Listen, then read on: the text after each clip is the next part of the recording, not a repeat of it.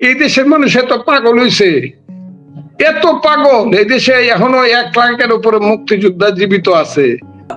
আমার একটা প্রশ্ন থাকবে জনাব ফজলুর রহমানের কাছে, আপনার কেন্দ্রে গণভোটের বিষয়টা কিছু আপনি কি জানেন, মানে বলতে পারেন সেখানে কি হয়েছে, গণভোটের ব্যাপারটা কি হয়েছে, সেটা কি দাঁড়ালো, এরকম কিছু খবর আছে, কিছু কোনো তথ্য আছে যেটা কোনো বাংলাদেশের মিডিয়া থেকে এখনো জানতে পারেনি?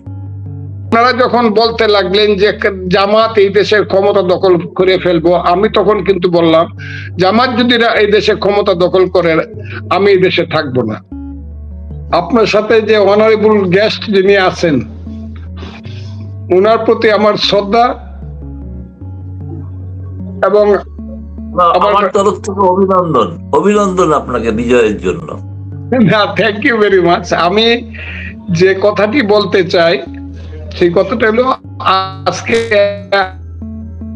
আমি এখানে যে বসে আছি, আমি কোনো সময় ভাবিনি যে আমার যিনি প্রতিদ্বন্দ্বিতা করছে সেটা ভিন্ন কথা, কিন্তু যে দলটি আমার সাথে প্রতিদ্বন্দ্বিতা করছে বাংলাদেশে একমাত্র আমি বোধহয় এক ব্যক্তি যে হাজার হাজার মানুষের সামনে শেষ মিটিং এ দাঁড়িয়ে বলছি যে এইখানে আমি একটা রেফারেন্ডাম করতে আসছি আমার এলাকাতে, আমার ভোটটা হবে রেফারেন্ডাম। যারা মুক্তিযুদ্ধ চাও, যারা মনে করো 71 সঠিক ছিল, কারা কারা মনে করেন হাত তুলে দেখান। তখন সব মানুষ হাত তুলছে। আমি বলছি যারা রাজাকারকে চাও আর মনে করো মুক্তিযুদ্ধ ভুল ছিল তারা হাত তুলেন।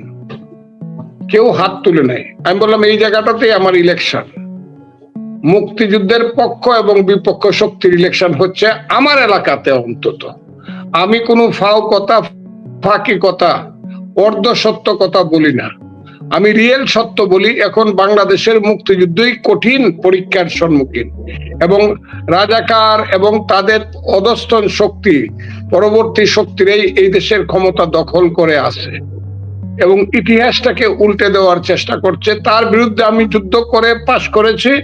এই কথাই আমি দিচ্ছি, বাংলাদেশের মুক্তিযুদ্ধের জন্য পার্লামেন্টে প্রথম দিন যে কথা বলবো আমি সমস্ত সত্য কথা বলবো। আমি কাউকে ট্যাক্স দেই না। আমার এলাকার মানুষ মুক্তিযুদ্ধের উপরে ভোট দিয়েছে, সেই রেফারেন্ডামের উপর আমি কথা বলবো। এটা এক। দুই হলো, আমি আপনাকে বলেছিলাম যে একটা সেন্টারও কেউ পাস করবে না। আপনি জানেন আমার এলাকায় 150টা সেন্টার। আমি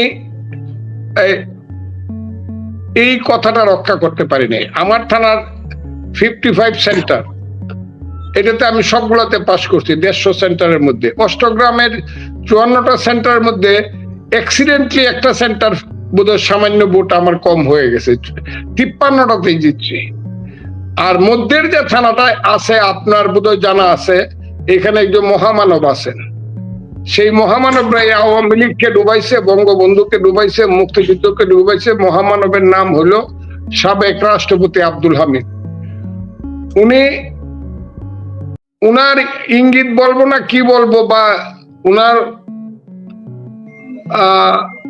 মানে ইচ্ছাতেই উনার থানাতে আমি 3টা সেন্টারে, আমার উনার সেন্টার আছে 41টা, 3টা সেন্টারে আমার কিছু ভোট কম হয়েছে।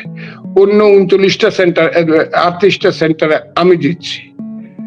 অর্থাৎ 4টা সেন্টার আমার বাইরে গেছে, আর সব সেন্টারে আমি জিতছি। 150টা সেন্টারের মধ্যে আমি জনসভা করে বলছি আমি দেশ ছেড়ে চলে যাব।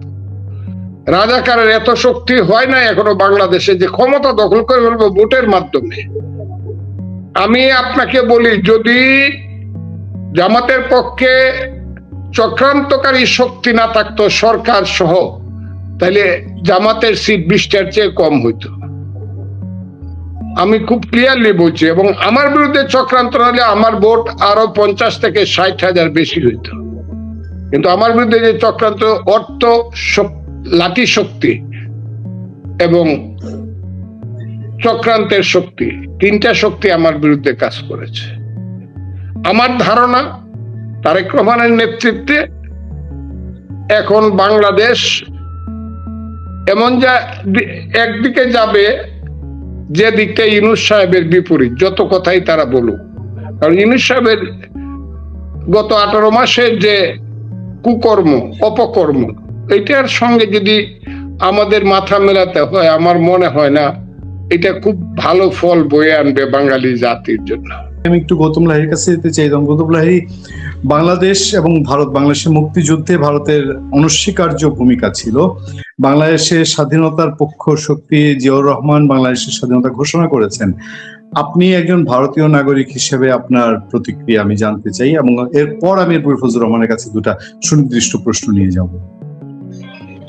আমি তো আপনাকে আগেই বলছিলাম যে যেহেতু ময়দানে আওয়ামী লীগ নেই, সুতরাং আমাদের ভারতের কাছে অবশ্যই বিএনপি প্রথম পছন্দ, এবং বিএনপির সঙ্গে একটা রাজনৈতিক দল, তারা ক্ষমতায় এলে তাদের সঙ্গে সুসম্পর্ক নিশ্চিতভাবে আমরা আশা করি, যেটা ভারতের তরফ থেকে কিন্তু বার্তাও দেওয়া হয়েছে যে খালেদা জিয়া যেভাবে ভারত বাংলাদেশ সম্পর্ক উন্নত করতে চেয়েছিলেন সেরকম যেন হয়। ফজলুর রহমান, আপনার আসনে গণভোট নিয়ে আপনার কাছে কোনো তথ্য আছে কিনা? আমার তথ্য আছে,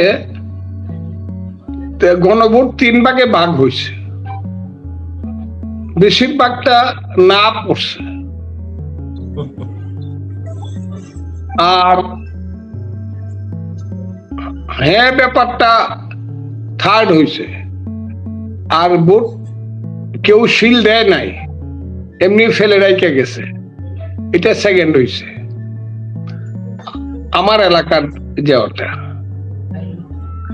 আপনি সংসদে গেলে মুক্তিযুদ্ধের চেতনা পুনরুদ্ধারের ব্যাপারে কি ভূমিকা রাখবেন? নাম্বার 1।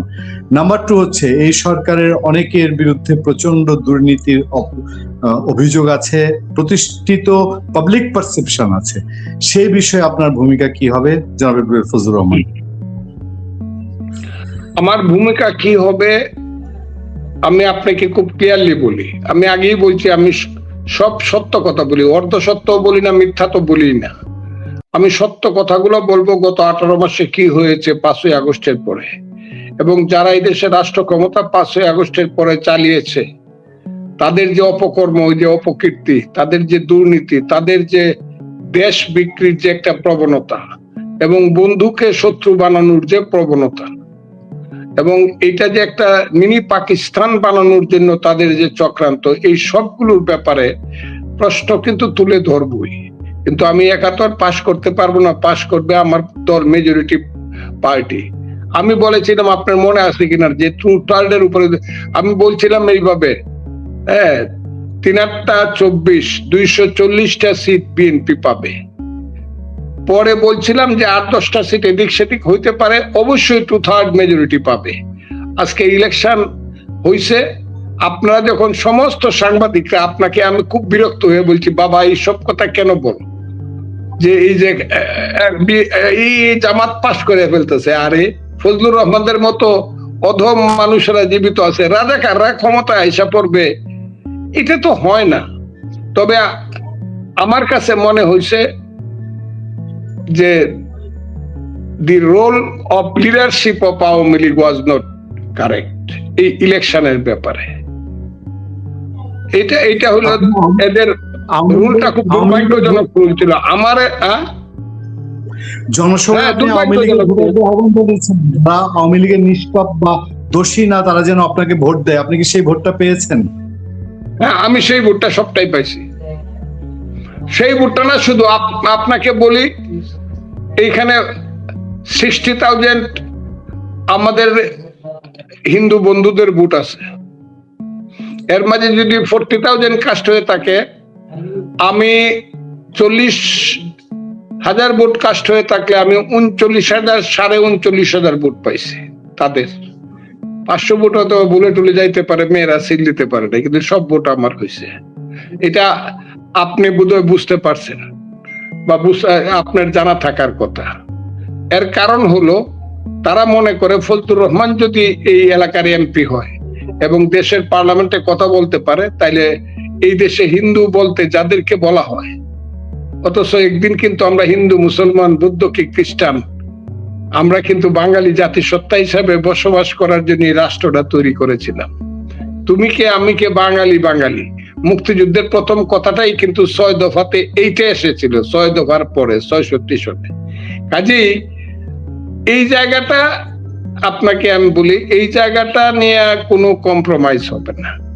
এবং যারা গত 15 মাসে বা 18 মাসে এই দেশটাকে পাকিস্তান বানাতে চাইছে, এদের ব্যাপারে কথা বলবো। আমি কোন ছাড় এদেরকে দিব এটা মনে হয় না দিতে পারবো। আমি সত্য কথাগুলো তাদের সম্পর্কে বলবোই, কারণ তারা এই দেশটাকে এমন একটা জায়গায় নিয়ে গেছিল বা গেছে যে জায়গা থেকে মুখ দেখানোর কোনো ব্যাপার আর অন্য দেশের কাছে থাকে না। জাতি হিসাবে আমরা খুব ছোট হয়ে গেছি ইউনূস সাহেবের আমলে। জি, আমি আবার একটু স্বল্প সময়ের জন্য আপনার কাছে আসবো। আমি গৌতম লাহিড়ীর কাছ থেকে, জনাব গৌতম লাহিড়ীর কাছ থেকে একটু জানতে চাই। তার আগে একটু এডওয়ার্ড ফজলুর রহমানকে আমাদের একজন দর্শকের মন্তব্য জানাই। তিনি বলছেন, ফজলু ভাই হিন্দুদের ভোট পেয়েছেন, রাখবেন। আমি যেটা জানতে চাই জনাব গৌতম লাহিড়ীর কাছ থেকে, আপনি বলছিলেন যে ইলেকশনের পরে ইন্ডিয়ার পলিসি হয়তো নির্ধারণ হবে, ইন্ডিয়া কি করবে বাংলাদেশের সঙ্গে রিলেশনটায়। আমি আপনার দিক থেকে জানতে চাই, আপনি ভারতের একজন খ্যাতিমান সাংবাদিক এবং দায়িত্বশীল সাংবাদিক, যে আপনার কি মনে হয় যে ইন্ডিয়ার এখন কিভাবে ডিল করা উচিত বাংলাদেশের সাথে সম্পর্ক যে অবনতি হয়েছিল সেই ক্ষেত্রে? তারপর আমি এডওয়ার্ড ফজলুর রহমান দিয়ে আজকে অনুষ্ঠান শেষ করব। দেখুন, এটা কিন্তু ভারত সরকারের নীতি কিন্তু ঘোষণা হয়েই আছে যে যেভাবে খালেদা জিয়া ভারতের সঙ্গে সম্পর্ক রাখার ক্ষেত্রে উন্নতি করেছিলেন, তারা চায় যে তারেক রহমানের সঙ্গে তিনি যেন সেই পথে এগোন। এবং আমার ধারণা যে ভারতের এই নির্বাচনের পর যে বিবৃতি যেটা জারি অফিসিয়ালি যেটা জানানো হবে, আমার মনে হয় প্রধানমন্ত্রী নরেন্দ্র মোদী নিশ্চিতভাবে তিনি যদি প্রধানমন্ত্রী হন, তারেক রহমান আশা করছি যেটা, তাকে নিশ্চয়ই অভিনন্দন জানাবে। সেই অভিনন্দন বার্তাতেই এই ব্যাপারটা স্পষ্ট হয়ে যাবে, এটা নিয়ে কোনো ধোঁয়াশা থাকবে না। কিন্তু একটা কথা বলতে বলতে কথাটা ঘুরে গিয়েছিল। জনাব ফজলুর রহমান বলছিলেন যে আওয়ামী লীগের শীর্ষ নেতৃত্ব একটা ভুল করেছে। সেই ভুলটা যদি একটু উনি ব্যাখ্যা করেন যে কি, কোনটা মনে হচ্ছিল যে এই নেতৃত্ব ভুলটা করেছে, কি ধরনের ভুল করেছে এইবারের ক্ষেত্রে। আমি আগে সরকারে 15-16 বছর রাজত্বের কথা বলছি না, এবারে নির্বাচনের ক্ষেত্রে আওয়ামী লীগের ভুলটা কি ছিল?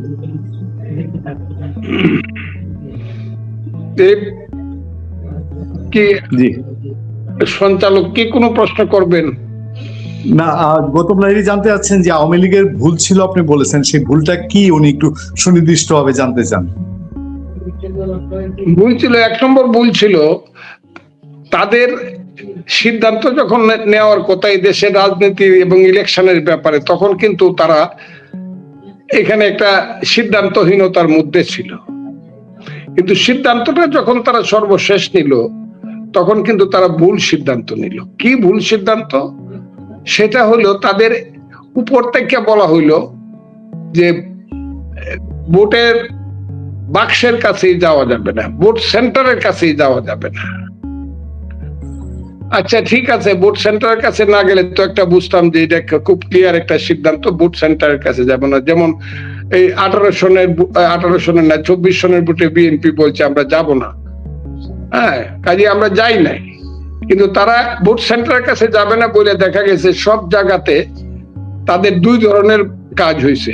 এক ধরন হইলো যারা নিরীহ আওয়ামী লীগ করে দেশের মধ্যে আছে, 2টা একটা কেস খাইছে, একটু পালায় টালায় থাকে, আবার একটু মানুষ মনে করে যে এরা ভালো মানুষ, এই ভালো মানুষগুলো আবার ভোট দিছে ভোট সেন্টারে গিয়ে। আমার কথাটা খুব বোঝার চেষ্টা করেন। আর যারা এখনো এই দেশে মানুষ মনে করে এরা খারাপ কাজ করছিল, আওয়ামী লীগের সর্বনাশ করছিল, মুক্তিযুদ্ধের সর্বনাশ করছিল বঙ্গবন্ধুর নামে এবং মুক্তিযুদ্ধের নামে, এরা সব জামাতকে ভোট দিচ্ছে। আমার কথাগুলো তাইলে 3 দিকে গেল কিন্তু আওয়ামী লীগ। একটা হলো নেতৃত্বের ডিসিশন হলো don't go to polling centre, ঠিক আছে, এটা মানলে কথা ছিল না, কিন্তু গেল, কিন্তু 2 দলই গেল।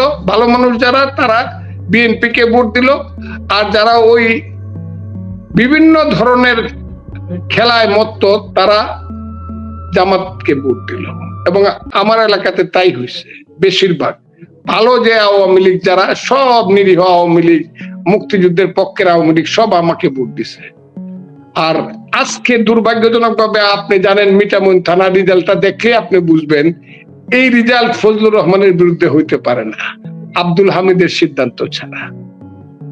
আমার কথাটা আপনার এটা আমি খুব ক্লিয়ারলি দেখাই দিব যে এই উনার বাড়ির সেন্টার, উনার বাড়ির সেন্টারে জামাত পাস করে কেমনে, উনার বাড়ির সেন্টার, এবং সেন্টারটা হইলো উনার বাড়ির স্কুলে, বাড়ির ঘরের মধ্যে।